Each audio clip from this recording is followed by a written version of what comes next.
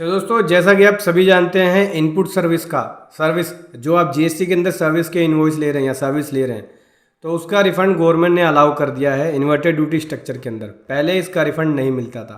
ठीक है, मैं आपको दिखाता हूँ। इसके लिए आप नोटिफिकेशन नंबर 14/2022 को देख सकते हैं, जो कि 5 जुलाई को इशू किया गया है। अगर आप इस नोटिफिकेशन को डाउनलोड करना चाहते हैं तो वीडियो के डिस्क्रिप्शन में इसका लिंक मिल जाएगा। दोस्तों, यहाँ पे इस नोटिफिकेशन के अंदर आपको जो देखना है दोस्तों, वो इसके अंदर आप पॉइंट नंबर 8 देख सकते हैं, जहाँ पे रूल 89 के अंदर गवर्नमेंट ने अमेंडमेंट किया था। ठीक है, इसी के अंदर यहाँ पे देख सकते हैं डी वाले पॉइंट में बोलते हैं कि शेड्यूल 5 के अंदर जो इन्वर्टेड ड्यूटी स्ट्रक्चर की कैलकुलेशन है, रिफंड को जब हम कैलकुलेट करते हैं, ठीक है, तो उसमें पहले आपको मिलता था इनपुट का रिफंड मिलता था, इनपुट सर्विस और कैपिटल गुड्स को इंक्लूड नहीं किया जाता था। अब यहाँ पे देख सकते हैं कि जो भी आपके tax payable inverted rates supply के अंदर हुआ, ठीक है, उसकी मल्टीप्लिकेशन होगी नेट आईटीसी से, डिवाइड होगा आईटीसी जो आपने अवेल किया है इनपुट के ऊपर और इनपुट सर्विस के ऊपर। ठीक है, ये रूल के अंदर बदलाव कर दिया है। और सेम इसके लिए गवर्नमेंट ने 47 जीएसटी काउंसिल मीटिंग के अंदर बोला भी था कि हम इन्वर्टेड ड्यूटी स्ट्रक्चर के रूल में बदलाव कर देंगे और जो रिफंड है इनपुट सर्विस का उसको अलाउ कर रहे हैं। देखो, यहाँ बोल रहे हैं कि चेंज कर देंगे फॉर्मूला के अंदर रिफंड के रूल 89 शेड्यूल 5 के अंदर। ठीक है, जो आईटीसी अनयूटिलाइज आईटीसी पड़ा हुआ है, इनपुट क्रेडिट पड़ा हुआ है इन्वर्टेड ड्यूटी स्ट्रक्चर के केस में, तो वो इनपुट और इनपुट सर्विस का रिफंड अब यहाँ पे ले पाएंगे। तो टैक्स पेयर को यहाँ राहत मिलेगी कि जो आईटीसी उन्होंने इनपुट सर्विस के ऊपर अवेल किया है उसका भी अब वो रिफंड क्लेम कर पाएंगे। कौन सी रेशो में होगा? आईटीसी जो अवेल उन्होंने इनपुट में किया है इनपुट का और इनपुट सर्विस का जो अवेल किया है उस रेशो में।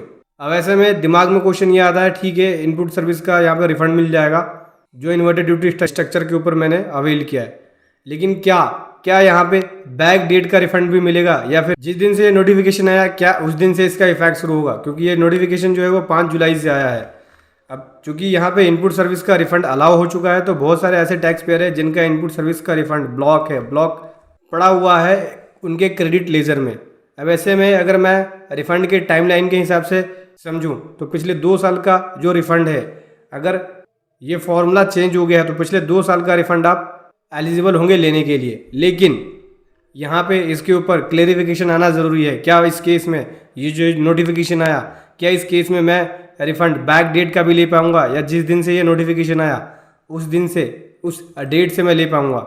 यहाँ पे ये क्लियर नहीं है बिल्कुल भी। हालांकि गवर्नमेंट को इसके साथ सर्कुलर भी इशू करना चाहिए था कि जो चेंज किया है इन्वर्टेड ड्यूटी स्ट्रक्चर के फॉर्मूला के अंदर, रूल के अंदर, कि इनपुट सर्विस का भी रिफंड मिल जाएगा इस नए फॉर्मूला के हिसाब से, तो क्या मैं बैक डेट का रिफंड भी क्लेम कर पाऊँगा जो पिछले 2 साल का रिफंड है, रिफंड के टाइमलाइन के हिसाब से, टाइम लिमिटेशन के हिसाब से?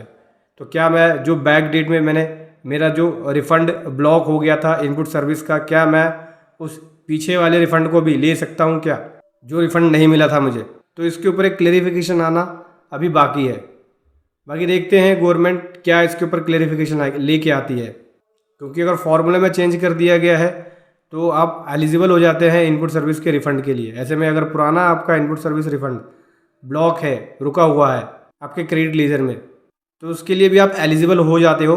लेकिन यहाँ पे क्लेरिफिकेशन आना ज़रूरी है गवर्नमेंट की साइड से, ताकि ऐसे टैक्स पेयर जिनका इनपुट सर्विस का रिफंड डिसअलाउ हो गया है या ब्लॉक हो गया है या डिपार्टमेंट के द्वारा काट लिया गया है, वो उनको मिल सके।